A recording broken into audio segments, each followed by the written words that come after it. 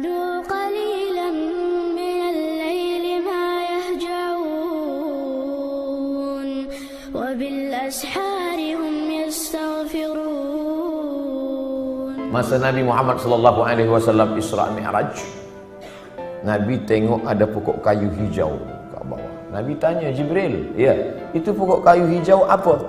Disitulah dulu Musa bersandar manakala dia tak ada tempat berpegang. Ayah hilang, mak tak ada, istana dah tinggal, manusia tak ada yang dikenal. Kadang dalam hidup ni begitu. Allah buat kita hilang pegangan supaya apa? Supaya kita hanya bergantung kepada tali Allah bihablillah. Makanya jangan suudzon pada Allah. Puan mungkin sekarang bergantung pada suami, tak lama selepas tu mati laki. Kenapa laki aku yang mati? Kenapa tak laki dia? Aku sembahyang, aku baca Quran, aku baca Yasin, aku ikut tazkirah. Husnuzon pada Allah. Inna husni zanni abdi bi. Aku menurut prasangka hamba kepadaku. Mungkin Allah ingin supaya kita hanya bergantung kepada Allah semata. La haula wala quwata illa billah. Makanya perempuan yang tabah dia tak menangis. Mati laki dia tak ada nangis. Awak tak menangis? Tak, saya bergantung kepada Allah. Kenapa tak menangis? Memang saya lama dah tunggu. Sebab laki itu tak elok, jahat, tak sembahyang. Oleh sebab itu maka kita husnuzan pada Allah. Anak ada, bini ada, unta ada, kebun ada, berpegang kepada makhluk. Allah uji, Allah matikan anaknya, dia tetap berpegang. Allah buat unta lembu mati, kambing mati, tetap. Allah buat pula kebun-kebun yang hijau menguning, layu mati, kering, tetap juga. Tinggal seorang saja yang tempat dia bersama, rahmah. Maka disebut dalam doa orang menikah, Allahumma arham bainakuma kama rahimta baina Ayyub wa rahmah. Ya Allah, buatlah mereka berdua berkasih sayang sebagaimana berkasih sayangnya Ayyub dan Siti Rahmah. Rahmah setia. Harta tak ada, anak mati, kambing mati, tanaman kering, tetap cinta kepada Ayyub. Sampai masa ujian, di bawah ujian, jatuh serendah-rendahnya dari kaya raya, hilang semuanya, datang penyakit kulit berulat daging, tetap juga. Namun meminta kepada Allah tidak, malu dia. Ayub tak ada minta pada Allah, ya Allah, dulu aku elok, rezeki banyak, ini kenapa anak mati, tanaman mati, kering, onta mati, datang pula penyakit kulit, salah aku apa? Tak ada. Ayub marah kepada Allah. Sampai akhirnya Rahmah tak tahan. Apa kata isteri Ayub? Berdoalah pada Allah, Ayub. Mengadulah pada Allah. Apa kata Ayub? Rabbi anni massani ad-dur wa anta arhamur rahimin. Rabbi, ya Allah, anni, sesungguhnya aku, massani ad-dur, terkena penyakit, wa anta arhamur rahimin, engkau maha sayang di antara yang penyayang. Tak ada dia mengadu, dia tak ada minta, dia hanya bercakap saja, ya Allah, aku kena penyakit. Tak ada dia minta, ya Allah, sehatkanlah aku dah tak tahan lagi dah. Dia hanya berkata, aku kena penyakit dan engkau maha sayang di antara yang sayang. Maka saat itu apa kata Allah? Urkut birijlika, tumit engkau pijakkan ke tanah, keluarlah air memancar, mughtasalun baridun, air yang sejuk, dia mandi sehat walafiat, dibalikkan Allah lagi semua yang hilang. Bersandar, berpegang kepada Allah. Tak ada jalan lain. Hablum minallah. Faqsusil qasasah. Ceritakan kisah-kisah itu, hai Muhammad sallallahu alaihi wasallam. Ceritakan kisah-kisah itu, wahai Abdul Somad, supaya apa? La'allahum yatafakkarun, supaya manusia ni berfikir, jangan dia sangka dia saja yang diuji Allah, bahawa nabi-nabi dulu pun ujian hidupnya luar biasa. Mereka luar biasa. Kalau Ustaz Abdul Somad biasa di luar, di Sumatera, di Kalimantan, di Sulawesi, di Papua, saya bagi tazkirah di luar. Orang dalam masjid, saya di luar. Di Padang, di Malaysia, alhamdulillah di dalam. Berpegang kepada Allah Subhanahu wa taala. Datang risau susah hati. Kemana risau hati nak dialamatkan? Ambil air sembahyang, menghadap kepada Allah, angkat dua tangan, Allahu Akbar. Kadang ada orang ini dia nampak kita tenang, macam tak ada masalah dalam hidup, tapi dia tak sembahyang, dia tak baca Quran, dia tak berzikir. Kenapa dia tenang? Rupa dadah. Patutlah tenang. Nak gila dah. Tidak ada jalan lain. Sebenarnya orang yang minum khamar tu yang nak dia cari apa? Ketenangan. Orang yang pakai dadah tu sebenarnya yang nak dia cari apa? Ketenangan. Orang yang makan itu ini sebenarnya ketenangan. Maka ketenangan semua ini palsu. Ketenangan ini tidak ada yang betul. Saya sampai office pukul 7. Biasa office cepat hari itu saya sampai. Ada seorang kaki tangan, Ustaz Somad cepat sampai. Ya, ada yang saya nak tanya pada Ustaz. Sebenarnya lama saya dah nak tanya, cuma malu di majlis. Ini kita tak ada orang lain, saya nak tanya. Apa? Saya kalau dengar lagu dangdut tenang hati saya. Kata saya, ini tak betul. Ketenangan yang betul adalah tenang masa berzikir, tenang masa berselawat.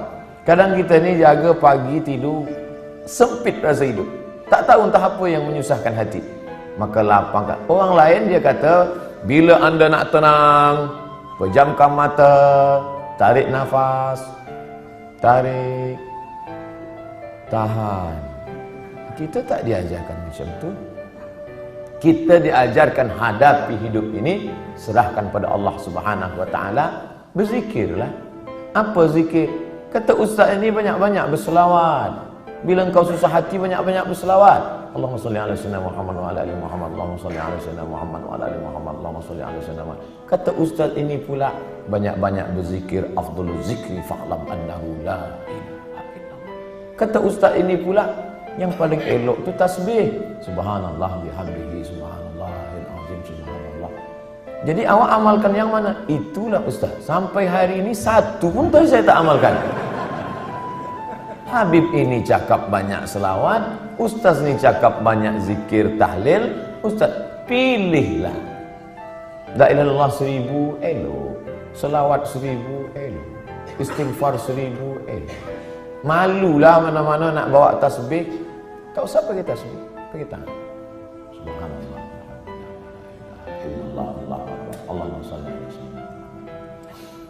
3 kali pergi umrah, 3 bawa tasbih balik, 3-3-nya tergantung di kereta. Patutlah kereta tu yang tenang. Yang punya kereta risau. Kita berzikir supaya Allah turunkan ketenangan. Letak tenang tu di mana? Di hati. Yang punya hati ni siapa? Allah. Yang menurunkan ketenangan dalam hati siapa? Wallazi anzalas sakinata.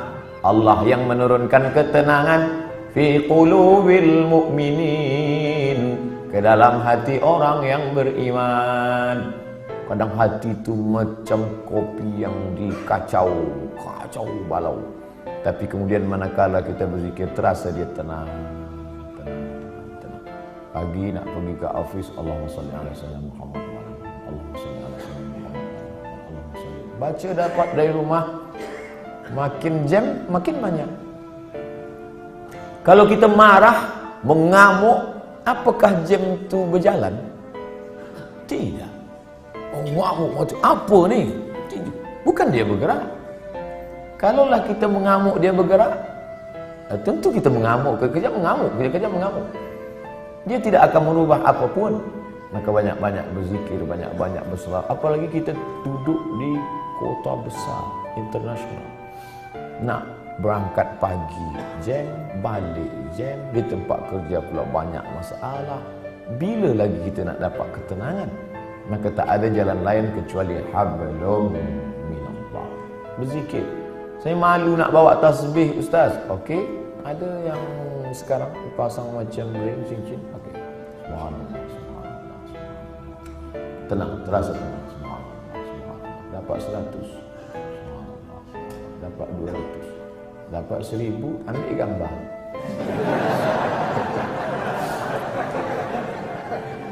Langsung upload. Alhamdulillah dah 1000 pagi ni. Bukan itu. Kita ni beramal bukan nak tunjuk pada orang. Kita beramal untuk kita dengan Allah. Itulah yang disebut dengan hablum minallah. Merasa sunyi di tengah keramaian. Ini ramai, banyak orang, tapi kita merasa sunyi sebab kita berdua sahaja dengan Allah. Manakala kita sendiri, sunyi. Dalam kereta sunyi, tak ada orang, tapi kita pun merasa ramai. Saya ustaz, walaupun saya balik dari office sendiri, seorang saja, tapi saya merasa ramai. Dengan siapa? Ada Michael Jackson, ada Bryan Adams. Bukan dengan dia, tapi kita bersama dengan Allah. Hablum minallah. Kira-kira orang-orang soleh itu apakah tak ada takut dalam hatinya? Sahabat-sahabat Nabi itu apakah tak ada risau dalam hati dia? Abu Bakar Siddiq bukan tangguh, dekat dengan Nabi SAW, berdua. Orang pertama masuk Islam lelaki Abu Bakar, perempuan Khadijah, budak kecil Sayyidina Ali, hamba sahaya. Ini orang paling dekat dengan Nabi. Tapi manakala dia berada di Jabal Thur dan dia tengok kaki orang kafir Quraisy, sikit lagi nak tangkap kaki dah nampak. Dan orang kafir Quraisy maaf cakap, terkencing. Dia kepala dia tengok ke atas, maka tak nampak. Andai dia tengok ke bawah, dia nampak Abu Bakar. Waktu itu Abu Bakar datang. Apa kata Nabi SAW? La tahzan, innallaha ma'ana. La tahzan, jangan cemas, jangan takut, jangan sedih. La tahzan, don't be sad. Itulah yang jadi buku bestseller yang ditulis oleh Aid Al-Qarni dalam banyak bahasa, termasuk bahasa Melayu, bahasa Indonesia, ditulis asli original bahasa Arab. Jangan takut wahai Abu Bakar. Apa pelajaran yang dapat kita ambil daripada perjalanan Rasulullah SAW ini?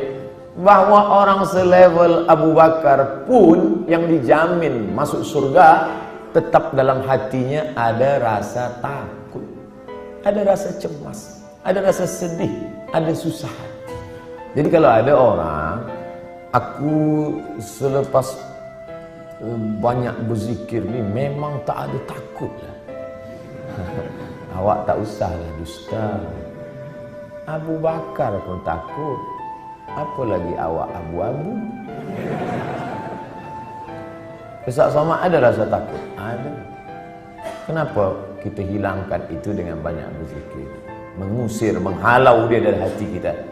Inilah yang disebut dengan hablum minallah. Innallaha ma'ana. Abu Bakar jangan takut. Idhuma fil ghari, huma, mereka berdua, idhuma fil ghari, ketika mereka berdua berada di dalam gua, idh yaqulu li sahibihi, ketika ia berkata kepada sahabatnya, la tahzan, jangan takut, jangan khawatir, jangan cemas, jangan ngeri. Innallaha ma'ana, Allah bersama dengan kita. Itu juga yang terjadi pada Musa alaihissalam. Ketika Fir'aun mengejar dari belakang, di hadapan mereka Laut Merah. Maju ke hadapan, mati, tenggelam Laut Merah. Balik ke belakang, akan ditangkap oleh Fir'aun beserta bala tenteranya. Kemana nak pergi? Apa kata orang Bani Israel? Inna lamudrakun. Musa, sekali ini kita memang mati Musa. Tengok dia ke belakang. Tengok belakang Musa. Itu Fir'aun dah nak tangkap kita.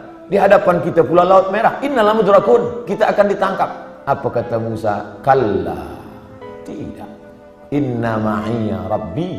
Bersamaku ada Allah. Beza jawaban Musa dengan Muhammad sallallahu alaihi wasallam. Coba kita tengok bunyi. Kalau Muhammad sallallahu alaihi wasallam, innallaha ma'ana. Allah bersama kita.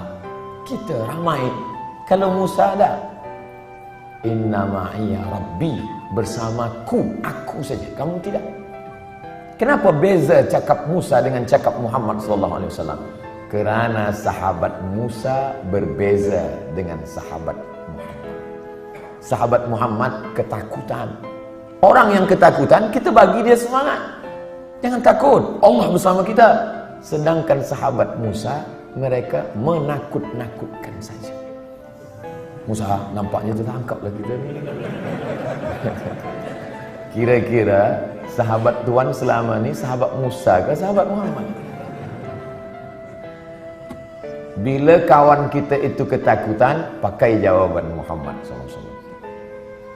Aku ni takut Ustaz. Macam mana nanti bila aku ditangkap, dibunuh? La tahzan. Jangan takut. Innallaha ma'ana. Allah bersama kita.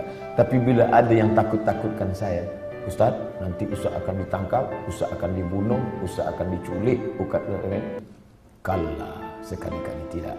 Inna ma'iya Rabbi sayahdin. Bersamaku ada Allah, bersama kamu tidak.